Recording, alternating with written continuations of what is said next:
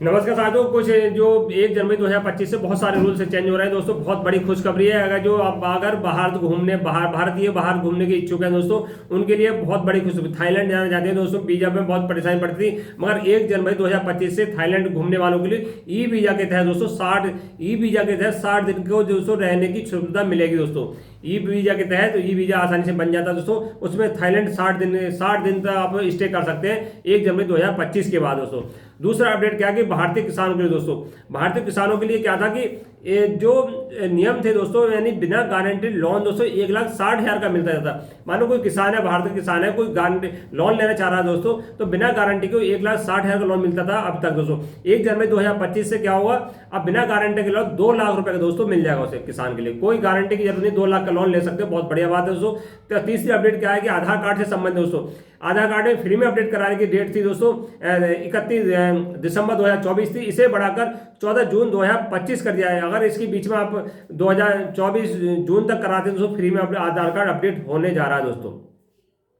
अब पहली बार अगले अपडेट क्या है कि पहली बार भारत के अंदर खो खो विश्व कप हो रहा है दोस्तों।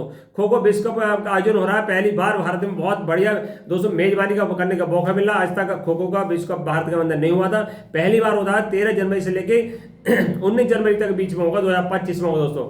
अगला अपडेट दोस्तों यह है कि जो हमारे जो है यूपीएस पेंशनर है दोस्तों, यानी यूपीएस जो यूनिफाइड पेंशन लागू की दोस्तों, जो अब लागू होगी 2025 से होगी दोस्तों। क्योंकि जो अपने कर्मचारी दोस्तों इसका विरोध कर रहे हैं, एनपीएस का विरोध कर रहे हैं, यूपीएस का विरोध कर रहे हैं। मगर यूपीएस में एक अपडेट ये है दोस्तों, अगर किसी व्यक्ति ने 10 साल सर्विस करी है तो 10,000 पेंशन पाने का हकदार है।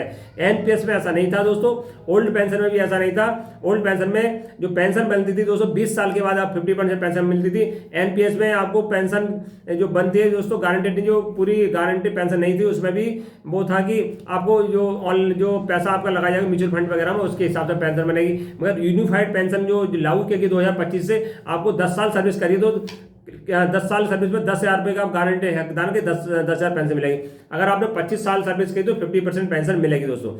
और अगला अपडेट है पीएफ अकाउंट से संबंधित दोस्तों। अगर पीएफ अकाउंट का पैसा आपको 50% पैसा दोस्तों पहले बैंक जाना पड़ता था, अब क्या 50% पैसा आप किससे निकाल सकते हैं, एटीएम के थ्रू निकाल सकते हैं, कहीं भी निकाल सकते हैं। अब है अगली अपडेट क्या है कि ईपीएस पेंशनर जो ईपीएस पेंशनर है भारत के अंदर है। अगर वो पहले क्या होगा, बैंक जहाँ की जो पेंशन आती थी उसी बैंक से पैसा निकालने की सुविधा थी दोस्तों।